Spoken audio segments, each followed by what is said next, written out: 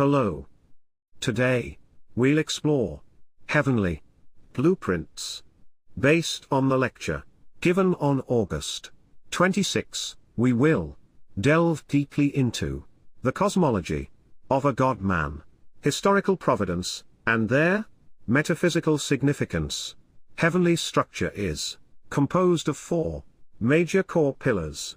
I will now explain, in order, the four elements: graduated karma, the soul's metaphysical principle; celestial engineering, the historical process designed by heaven to prepare for the descent of the divine; the philosophical framework that deals with the paradox of truth; and the divine authority that seals 144,000 souls. How is karma downloaded? All souls originally descend from the heavens, in a pure state, but just like moving data onto a USB, a parent's accumulated karma is transmitted to a new soul. At this time, the biological factors of one's parents play the role of the hardware that receives that information, and a person's spiritual trajectory is determined. Why is clinging to worldly life so futile? Je sais. Je peux pay, meaning everything a person achieves with their own hands will inevitably collapse. External successes such as wealth and honor are bound to disappear.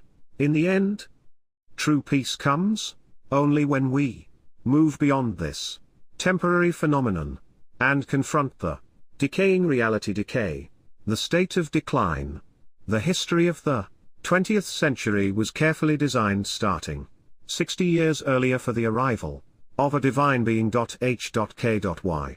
From Alexander Fleming's impoverished conditions, to the mold spores that accidentally entered through a broken window, and then to the discovery of penicillin and its mass production. Every step of this process was a butterfly effect for the grand purpose of the arrival of a divine being. In particular, the protection of the Korean peninsula is an important providence. Mass production of penicillin was planned during the Korean War to minimize the loss of countless lives. This was an essential heavenly design that laid the demographic groundwork so that a deity could take on physical form and come to this land.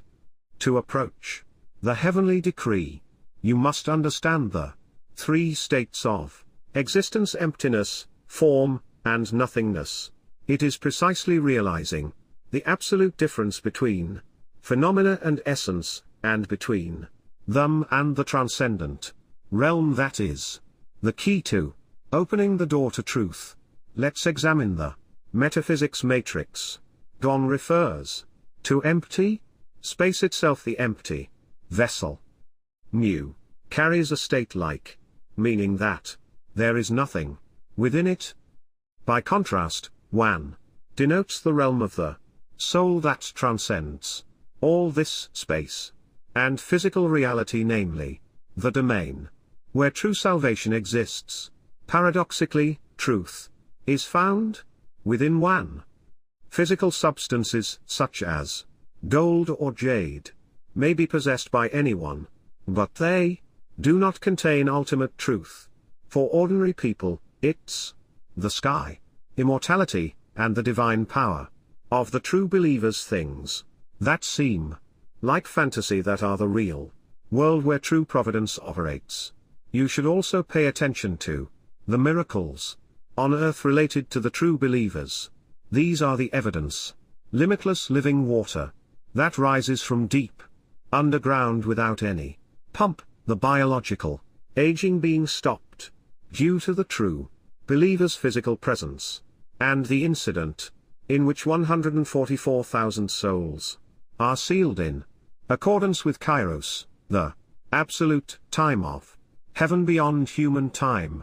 Newcomers possess absolute authority that grants humanity a cosmic level.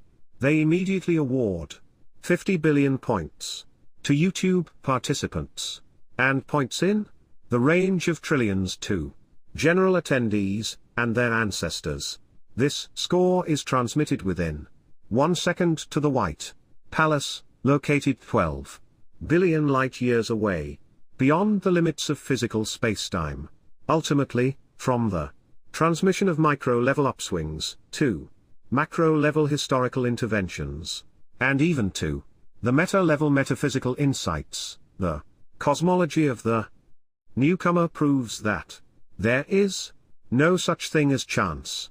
Everything is a meticulously crafted design. From above, and through it, we are moving toward ultimate spiritual salvation. The White Palace